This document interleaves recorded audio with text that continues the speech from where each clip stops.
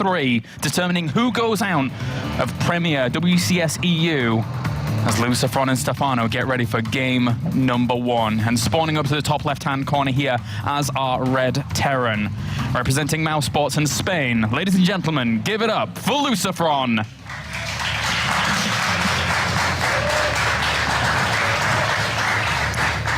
And spawning down to the bottom right-hand corner, a Blue Zerg, a foreign champion, representing Evil Geniuses and France. Give it up for Stephano.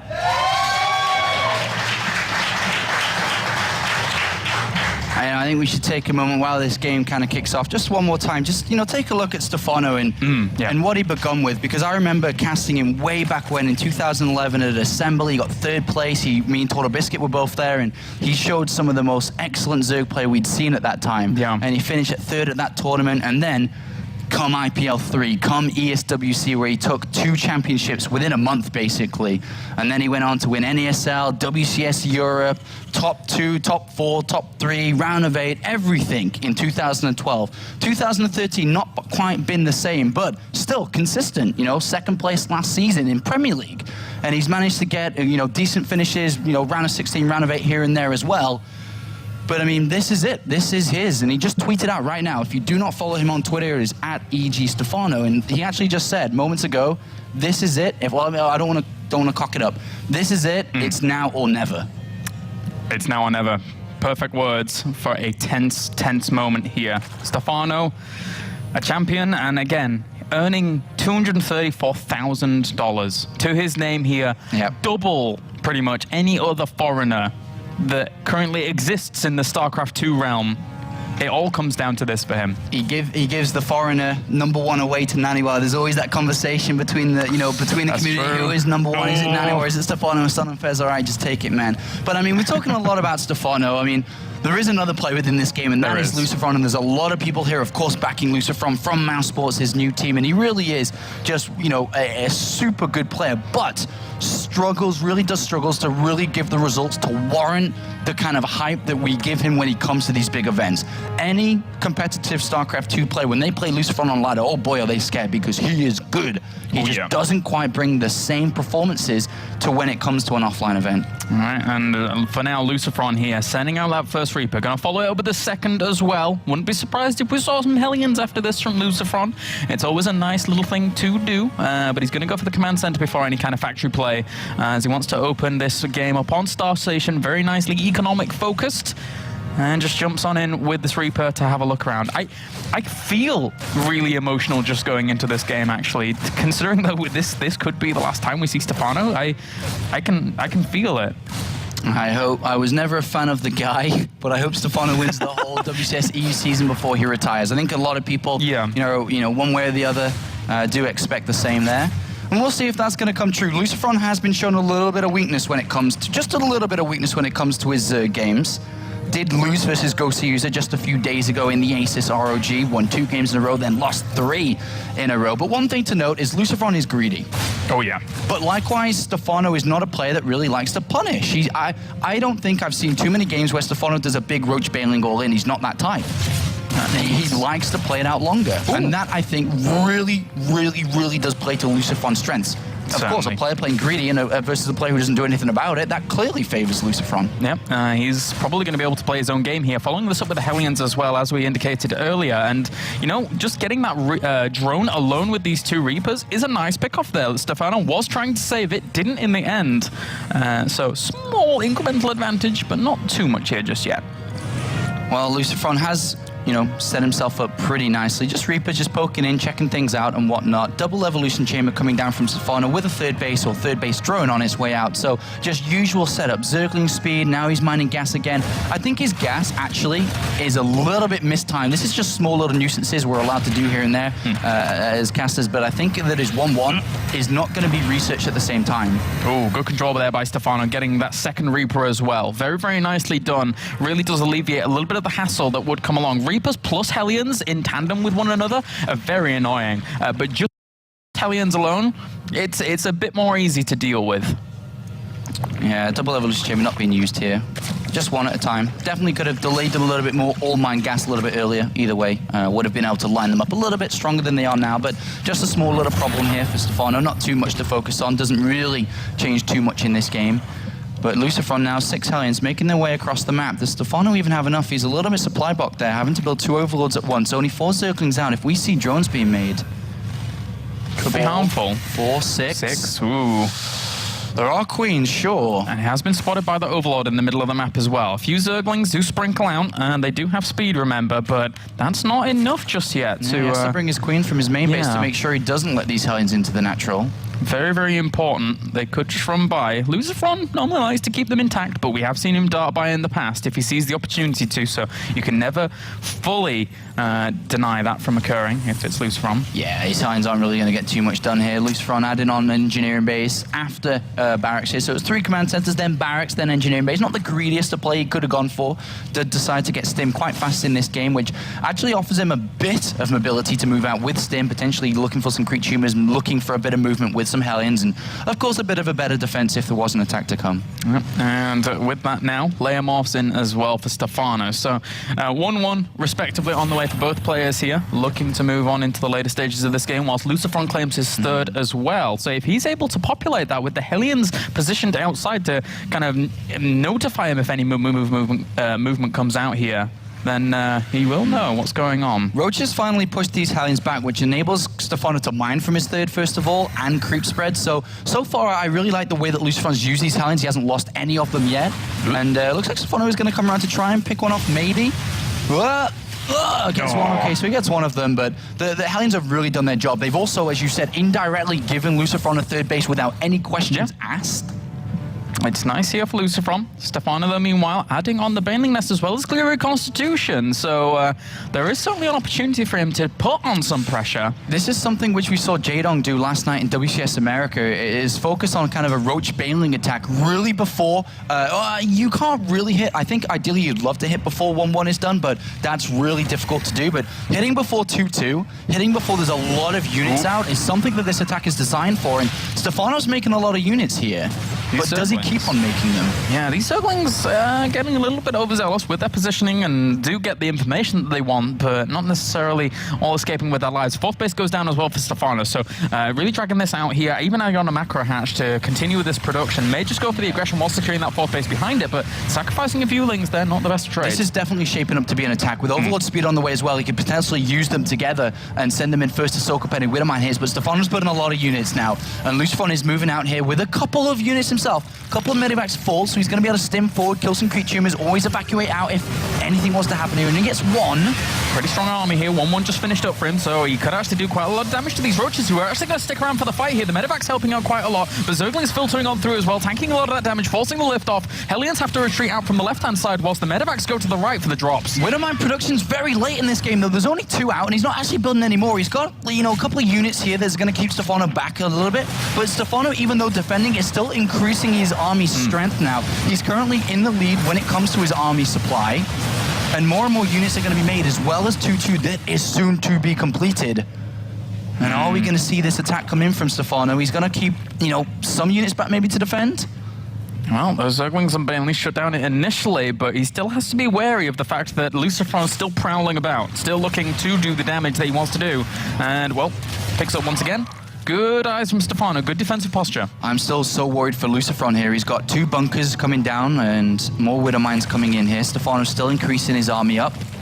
No sign of tech from Stephano. Spire or Infestation Pit only just, well, actually, sorry, only just now coming down the Infestation Pit. So looking to go to Hive with this for sure. Probably, you know, straight over to straight over to Ultras. But still no big attack from Stephano. It's only been defensive, but 15 Banelings just got morphed in. If they're to deal with an attack or not, he should definitely be looking to attack with this, with all this delayed tech. Few lost Banelings there, still very even in terms of the supplies, but that's a lot of Banelings morphing in, and he does see this on the very edge of his vision, so, well, this is going to be difficult here for Lucifron, despite having those, but at the same time, a lot of counter-aggression here from Lucifron as well, on multiple fronts, actually trying to do the damage, but that's a lot of Roaches piling on forwards as well, with the Banelings still at the back here, having retained their lives, with no more Widowmines to actually pressure them against, and those Banelings crash on through here, connecting with a lot of that bio, as well as the SCVs. There's so many Roaches left there. Stephano needs to focus about this drop back at home too. Yes, he's broken the front lines and he has done a lot of damage, but he also needs to keep defending. 2 drones are running away here. But Lucifron, has he got enough defense here behind his supply depots? Banelings are coming crashing through. Look at this, still 71 supply though in army. Widowmine's borrowed on the ramp too. Oh, those Banelings need to get the connections. Widowmine's actually explode on a few of those roaches. The Banelings are actually being kept at the back here. Very, very strategic by Stephano actually retaining those for later stages. And gets a lot of the SCVs up in that mineral line as well. Killing off quite a lot and trying to sound these productions, but the roaches can't do anything more. The Marines are too much and the drops at the back are still doing damage for Lucifron. Stephano's only trading army supply for army supply. He's not actually breaking through to the economy that much of his opponent. Yes, he's killed quite a few SCVs, but he's also lost equal amounts. And with Mules being able to come in, and there's nothing really that Stephano has like that to be able to replenish as easily, you know, Lucifron's in the lead in supply. He's equalized up the upgrades. Stephano had a small window there where he did have 2-2 over, not 2-2. And now +3 is on the way. Medivac's still causing a problem for Stephano. And that, you're right with that. I mean, +3 being on the way for Lucifron. Stephano's tech lacking behind in that regard. The infestation pit isn't even down, so he can't actually morph in the hive if he wants to. There, well, actually, my apologies. He does have the infestation pit down, so the hive is now on the way. And he hasn't seen that 4th base just yet, but he needs to get his +3 on the way potentially, or at least some higher tech. Look at the army supply. Stephano's attack didn't work, and this is what happens when you throw an attack, throw resources into an attack, and it doesn't happen for you. The hive's on the way to try to go to ultras, but Lucifron's about to come in and claim ground on creep. The 3rd base is exposed. Widowmines will get planted in the absolutely utmost amazing important positions here. Yeah, very, very good positioning indeed. Actually connecting with a few of those roaches just marching on in, but he did actually get a few Banelings at the back there as well. The bio retains itself here with those medevacs still helping out quite a lot, but he does not have the firepower to kill off those roaches just yet. But behind this, still 85 army supply to 40 in favor of Lucifron. If he gets all of his army consolidated in the same place, he might just crush through. Yeah, Stephano's able to hold on for now, but can he keep on holding on somehow, some way? He needs to find an angle back into this game because he is playing from behind. As you can see, he's been dragged left and right between his main base, his natural and 3rd. No units have even crossed the halfway line here for Stephano. Units lost just 155 Zerglings have been lost in this game. A lot of units and more drones. I mean, if it keeps on going this way, we might see that drone count going 3 digits too. Yeah, we certainly may do. He has to be very careful. But look, all of those Widow Mines now moving across here for Lucifron with +3 weapons finishing very, very soon as well. And we don't have to tell you how strong +3 weapons is on this bio army as Lucifron continues to drop at the back. He knows he's in an advantageous position. He knows he just has to keep Stephano back, keep him dancing, move into a position of power over at this 4th base, set up the minefield, and then deny it from that point on. Well, a couple of mines do go down quite easily here, and Stephano's trying to hold on, but this is not going to work out too well, as you see a large amount of units. And behind this, more and more and more being made. Marines with no splash damage, no Banelings, no Infestors, no Ultralisks, dealing so much damage cost efficiently while dropping at the same time. Even though it looks like to the naked eye that Stephano is holding on, yes, he's holding on, but he is dying slowly, and this is probably one of the most painful deaths that Stephano could actually witness, as he's made his way to the Ultralisk cabin, 3-3 on the way, trying to go over towards Ultralisks. It's one way he can try and buy his way back into this, but even still now, with his 4th base being shut down without any gas income whatsoever from those extra locations, and the gas being shut down majoritively at the 3rd base as well, how do you transition onto the Ultralisks behind trying to hold all of this as well? Lucifron right now, 170 supply to 94, dominating this game. Yeah, and he's added on a couple of tech labs to a couple of barracks here to actually start Marauder production. It looks like he'll go for one big attack now without Marauders and then follow it up the rest. So he's going to look and say, well, Stephano, come on, man, you really can't have that much money to be building that many Infestors or Ultras or anything at this point. So Lucifron's willing to move across without proper weapons to be able to bring down Ultras, but with that many Marines, Mines, and only 2 Ultralists, I don't think he even needs Marauders at this point. It is, you know, a very sad way for Stephano to be losing this game. He's holding on with everything he's got, but the supplies tell the story. The numbers are everything. Splitting up for the concave here, but the minefield once again for Lucifron has been set up. How do you traverse that as Stephano here with this bio being such a hindrance as well, as the Zerglings do move forward. Oh, and gets an alright connection with one of those Widow Mines. Only just a few kills on it, not too much. But now this is Stephano's time. Can he actually hold on? The bio as well as the Widow Mines split perfectly here, and now actually killing off a lot of Banelings in the middle of that engagement. This Ultralisk not doing too bad, but does go down in the very end. And still 156 supply to 84. He's holding on like a champion here. In some games I've seen in the past where Stephano has looked and acted dead for a long time but managed to make his way back. If he was able to do that today against a player who's now established a new mining base and is still climbing up in supply every second while doing small amounts of damage. But remember, every trade that happens here, Stephano is not mining equally to his opponent. In the income tab, Lucifron is much, much further ahead when it comes to that. And that's only going to keep on getting worse as Stephano's main and natural are drying out. But here comes another wave from Lucifron, and oh boy, here are the Marauders. Here are the big guns. Yeah, he's wheeling them out, and that's going to be hard for Stephano to deal with. His army composition right now consists of 3 Ultralisks, 4 Roaches, and just a sprinkling of Zerglings. So not a whole lot to hold on against this. Morphing them into Banelings, they need great hits here to really keep Stephano in this, but I don't know if that's actually going to work on out, because 3-3's done for this bio. Drilling Claws on the way for these Widow Mines as well. It's going to be difficult. Looks like Stephano's saying it's not the size that matters, it's how you use it here, because he only has a very, very small weapon. As we see Lucifron at 195 supply. This is humongous in terms of the difference between the both players. Lucifron just poking forwards here with a few of those Marauders, even pulling them back with a medevac here. Very, very cute little moves, knowing that he is in that supply advantage, holding his opponent back to 3 bases right now. Lucifron looking to move in soon for the kill, or just contain. Well, he's coming for the kill. Slowly but surely will edge forward, force Stephano to take the fight, as Stephano can't just keep taking chip damage, you know, like small little bits of damage. He has to go for one big fight. The Ultra's coming from the bottom here, and he should be able to sandwich up quite a lot of this here. Good Baneling connections with a little bit of that, but the Widowmine's actually killed off some as well. Not too bad a fungal, but in the end, he might push this back. But I don't know if he can actually hold off against one final wave after this. To be honest, Stephano has taken some of the best fights I've ever seen. Like, he drags the Widow Mines into the army. He's, you know, doing everything he can with so little. But the problem is, every time he holds on, there's another army coming. And Stephano's never growing his economy. He's been stuck on the same bases.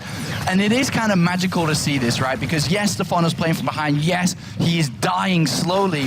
But oh boy, is he doing so well with what he's got. And that is just the kind of the player that he's always been throughout his StarCraft 2 career. There's games that we've casted before, I think against Thorzane in last season, that he won a game that he was on the back foot from the beginning with. And well, we'll see if he can do this here. But, you know, 185 now, and another attack.